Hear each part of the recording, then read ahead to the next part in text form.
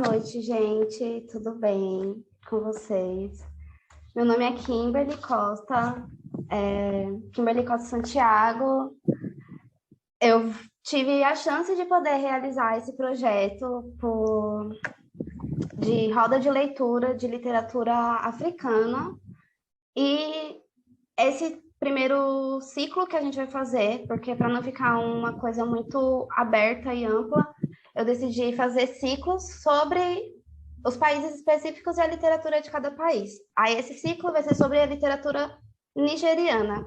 Eu escolhi a obra de dois literatos nigerianos, best-sellers, são obras bem conhecidas e muito influentes. A primeira é um clássico para a literatura nigeriana, é uma das primeiras obras, um dos primeiros romances nigerianos, que é o que a gente vai discutir hoje, que é O Mundo se Despedaça, de Chinua Achebe. Foi lançado em 1958, na Nigéria. Esse projeto de literatura, né, ele é viabilizado e financiado pela Lei de Incentivo à Cultura Aldir Blanc, de Pernambuco. E tem esse caráter de pesquisa e formação na área da literatura para a gente trazer, assim, né, trabalhar a cultura e difundir aí o trabalho. Aí, né, eu desenvolvi esse projeto para poder difundir essa literatura que a gente não conhece muito, conhece bem pouco, tem pouca divulgação assim nos meios de circulação mesmo, assim, clubes de livro, rodas de leitura tem, mas fazer uma coisa mais específica, trazendo obras que a gente não conhece muito, assim, não são, pelo menos aqui no Brasil, né, tão grandiosos, porque foi um livro que foi muito publicado na língua inglesa, né. O Chinua Achebe, ele nasceu em Ojiji, na Nigéria, e foi criado num clã da etnia Igbo, na Nigéria, no sudoeste e sudeste da Nigéria. E aí, quando ele começa a estudar, em seus estudos, vai para a Inglaterra para poder... Ele é nascido na Nigéria, mas ele faz a publicação do livro no Reino Unido, que é o primeiro no Reino Unido, e é o primeiro livro de uma trilogia que vem depois, que é A Flecha de Deus, que é A Paz Dura Pouco, e por último, A Flecha de Deus, que vai falar desse processo colonizador que aconteceu na Nigéria, né? Como foi o processo de colonização na Nigéria. E aí, o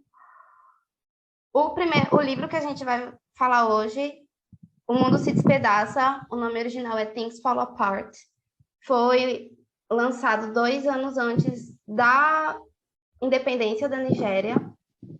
E a convidada que eu trouxe hoje para conversar com a gente sobre esse livro, que trabalha com pesquisa na área, né, da cultura, é produtora cultural também, artista, e trabalha com pesquisa também, história oral, tradição oral e a cultura aqui no Recife, enfim. Ingrid Santos. Muito obrigada pela presença, amiga. Se quiser falar alguma coisa. Obrigada, amiga. Boa noite, gente. E é isso, amiga. Se você quiser ir puxando o roteiro, assim, do que alguma coisa. Boa noite, né, gente? Eu tive acesso a essa literatura, né, durante o curso de História, né, então eu paguei uma cadeira eletiva que falava sobre mentalidade, religiosidade e trabalhava essas questões, cultura, né, da Nigéria, trabalhava essas questões a partir da literatura, né, então a gente percorreu aí vários autores renomados, né, que a gente conhece, porque não são muitos, você foi ver, assim, não tem uma grande abertura para esses autores africanos, né? Chinua Achebe é a primeira pessoa a receber um Nobel, por exemplo, e é quem dá aí essa base, né, para o romance, para os africanos.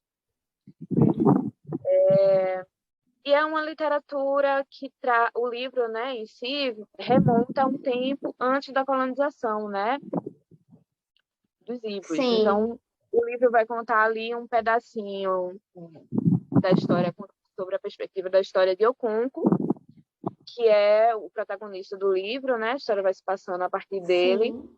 e começa, né, com quem é o ancestral de Okonkwo, né? E o ancestral de Okonkwo, né, o pai dele, O Noca, o pai de Noka, Okonkwo.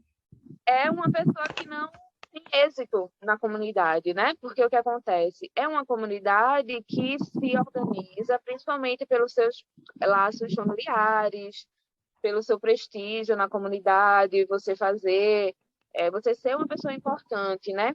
Então, por exemplo, eu não tinha dinheiro, mas você tinha um terreno, você tinha a sua plantação.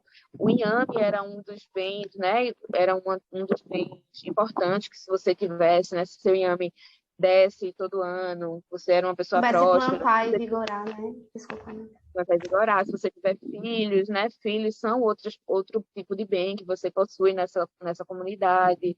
As mulheres que você tem, né?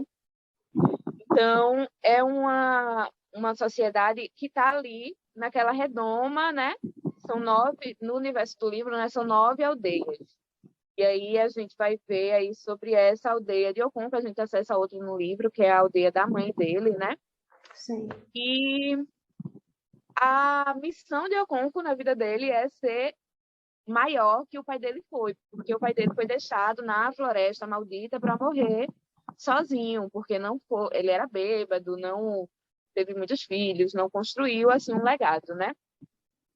E Okonkwo tinha esse medo aí do fracasso e achava que o chi pessoal dele, né, o deus pessoal, era um deus fraco que ia acabar destinando ele ao mesmo fim que o pai. Então ele tem todo um esforço para não só subverter isso, né, para construir o legado dele, mas também para demonstrar, né? Ele tem essa necessidade de demonstrar a força dele, demonstrar que não é fraco, demonstrar. E aí ele ganha títulos, ele tem uma família grande, ele constrói, ele entra dentro do clã pequenininho ali de orientadores da comunidade, né? Ele é um grande guerreiro e se torna Sim. importante para aquela comunidade, né? A comunidade, o clã dele, o Muoffia, é um clã guerreiro, conhecido porque foi abençoado foi tido um feitiço da guerra, e aí é um clã guerreiro que tem grandes guerreiros na história dessas 9 aldeias, dos 9 clãs. E o Okonkwo, ele se destaca muito, ele desde muito cedo, né, começa a lutar e a plantar também, a tratar o inhame, que é uma planta muito É um dos essencial. alimentos fundadores ali da tradição da galera. Faz Uma coisa tudo que com eu acho interessante, só para puxar uma coisa que você falou no começo, Ingrid, que é sobre o processo, que você falou que fala sobre o processo colonizador, né? Mas essa primeira parte, porque o livro é dividido em 3 partes. A primeira parte não cita em momento nenhum estrangeiro, assim, é só a descrição do cotidiano no clã deles, né? No para ler o cotidiano em livro, Umuof. para ler o Fora Eu e Kimberly. Alguém já leu Algum o de livro, vocês? gente, por favor?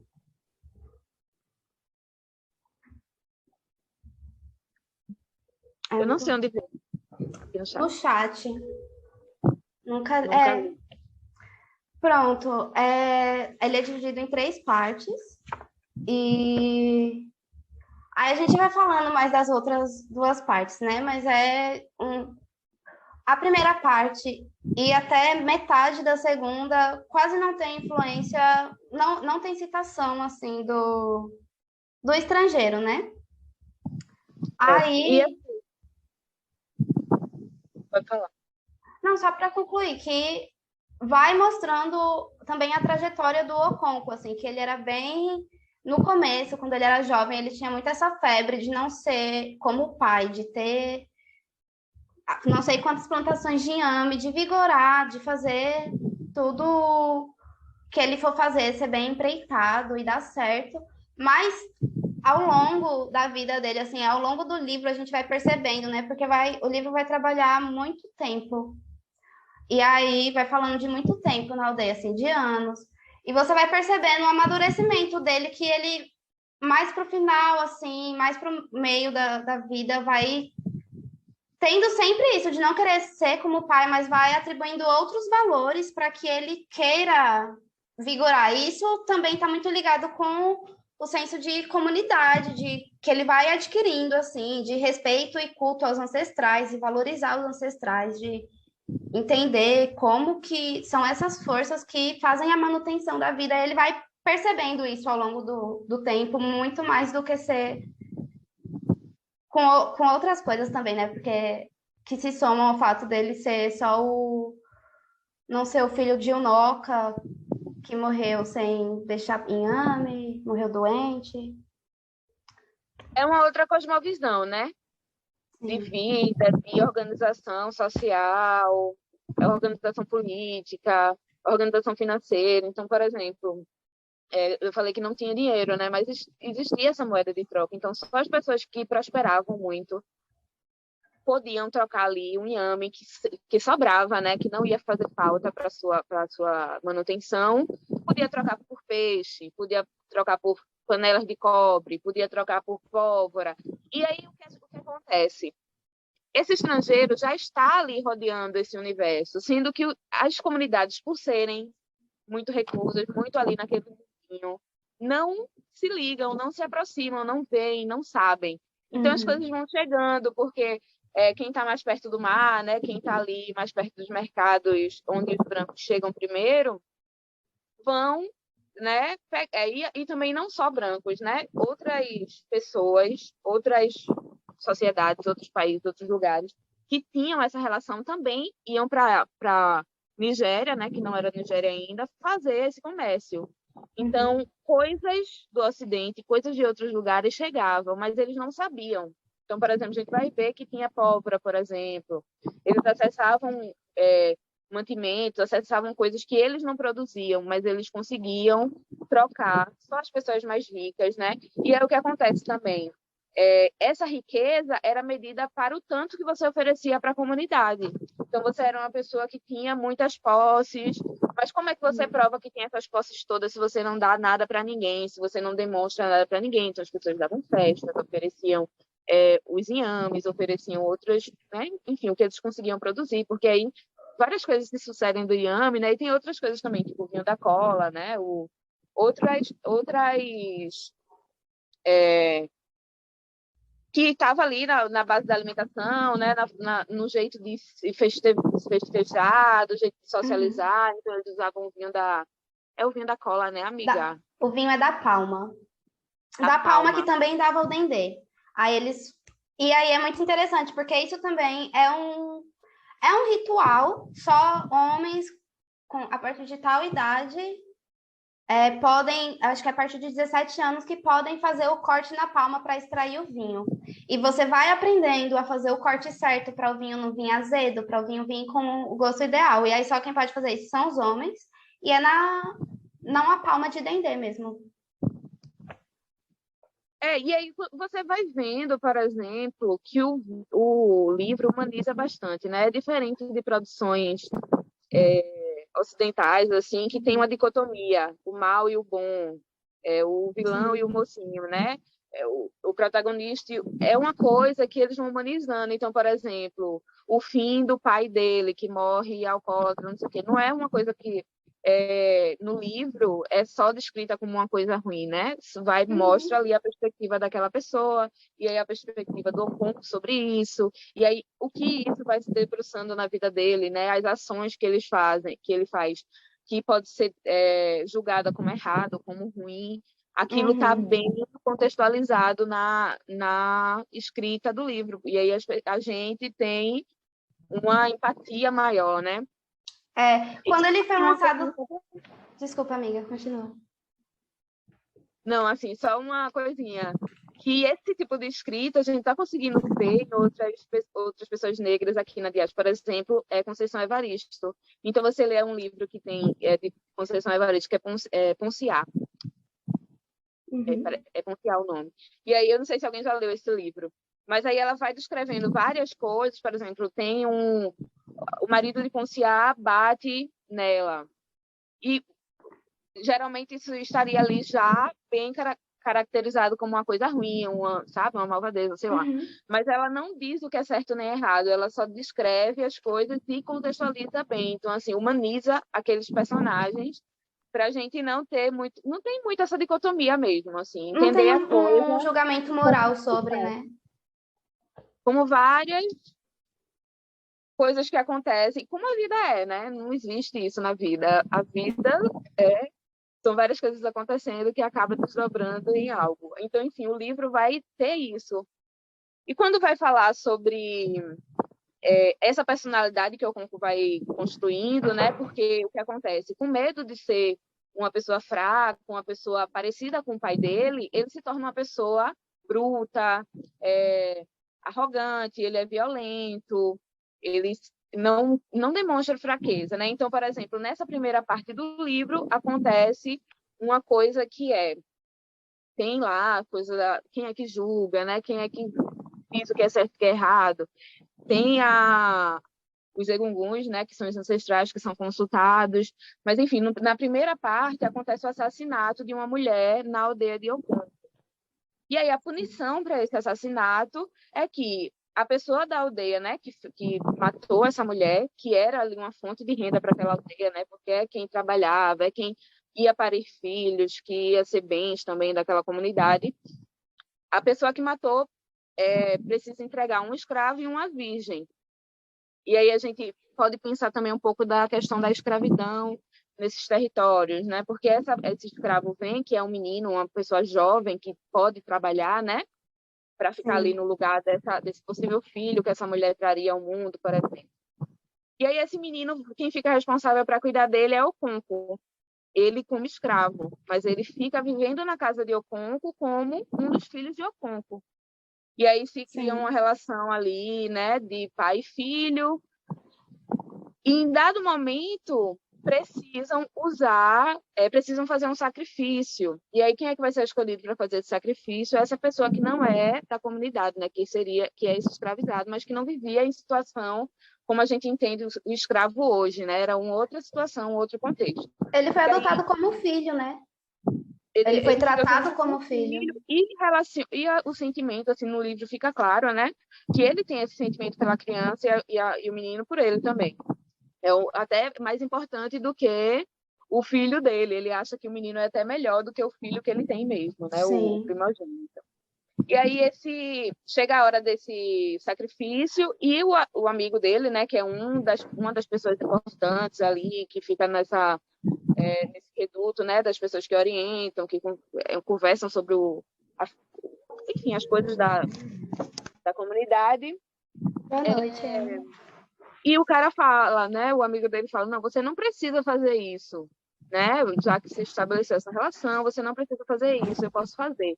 E ele, para não demonstrar fraqueza, mata esse menino. E aí fica claro que ele sente, né? Ele fica Esse 3 ato que ele dias faz. sem comer, sem dormir, pensando nesse menino. Mas ele faz isso porque ele tem medo de demonstrar fraqueza, né? Então, isso vai se desdobrando e a gente vai criando uma imagem desse homem, né? Que, como eu falei, é humanizada, mas que você vai vendo que é uma personalidade difícil ali, né? Ele é uma pessoa que pensa em prosperar a todo custo, não importa. Então, o filho dele, que ele não acha que tem um perfil, ele rechaça, ele sabe? É um... Ia falar? Foi alguém? Ia falar? Ou foi um corte aqui no meu negócio?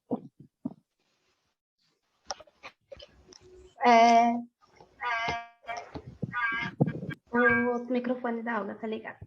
Minha mãe, gente, tá celebrando aí. Aí, enfim, né, essa primeira Sim. parte faz muito essa caracterização, né, da aldeia, de como a coisa se organiza, e vai trazendo essas historinhas, né, essas coisas que vão ajudando a construir essa personalidade e entender esse contexto, né? E aí fala Uhum. sobre o pai dele, fala sobre essa necessidade de superar o pai dele, né, de ser melhor que o pai dele, não demonstrar nenhuma Sim. semelhança com o pai dele para não sofrer um rechaço da sociedade, né? Porque acontecia isso, né? Como eu falei, existiam depois mais para frente a gente vai falar sobre isso, né? Mas existiam fraturas nesse cosmosistema, né? Era uma coisa muito bem ali organizada, mas existiam, por exemplo, os pátrias, né? Os ossos, que eram as pessoas que ficavam afastadas da sociedade, não podiam Uhum. cortar o cabelo, ficavam ali servindo aos deuses. Tinham gêmeos, não era permitido pessoas gêmeas. Então, as mães que tinham filhos gêmeos, né? E esses filhos gêmeos eram deixados na Floresta Maldita ou assassinados. Sofriam com isso, né? As pessoas que não tinham ascendido nessa sociedade. Então, essas camadas mais baixas dessa comunidade são as partes mais vulneráveis para o desenrolar do livro, né? Que no fim a gente vai observar, assim. Sim. E também nessa primeira parte, assim, falando um pouco do temperamento de Okonkwo, né? Ele tem uma parte muito forte que é num festival, assim, que ele tem uma explosão muito violenta com a esposa, a esposa do meio, porque ela cortou um pé de bananeira, sendo que era uma semana antes da colheita, que estavam tendo uma festa de celebração da Mãe Terra. Então, isso é o que eu estou falando para trazer isso, né? Uma coisa que tem muito assim nessa primeira parte é essas celebrações que eles faziam. Aí tem essa celebração da Mãe Terra que ele não, que chama Semana da Paz. E ele tem esse ímpeto, né? Agride a mulher, dá uma surra nela e tenta e atira nela, mas ele erra o tiro. E aí ele é punido com tendo que pagar, né? As moedas de troca, pagar com animais, com inhame. No... E vai. Esse, Pode falar. Esse o quê? não, esse festival, né? Esse momento aí de agradecimento à Terra, porque a Terra é um dos deuses mais importantes, a deusa mais importante ali, que é quem dá o Uhum. sustento para aquela comunidade, né? Podia ser o mar, por exemplo, se eles morassem perto do mar, mas enfim, é a terra. Então, por isso o Yami tem essa importância também para essa sociedade, sabe? Porque a maior deusa, né, a maior provedora daquela comunidade é a terra. E aí é Uhum. o Yami, né, que sai da terra. Então, por um tempo, né, por uma semana antes da colheita, não pode haver brigas, não pode haver derramamento de sangue, tem que haver esse respeito, né? E aí acontece todo um culto, né? Isso acontece em outras comunidades também, tá, gente? Essa adoração à terra como provedora, né? Como a mãe mesmo, a mãe terra, coisa da... Enfim, mas aí nesse período, né? Acontece essa explosão que Kimberly estava falando, e aí ele tem que pagar, né?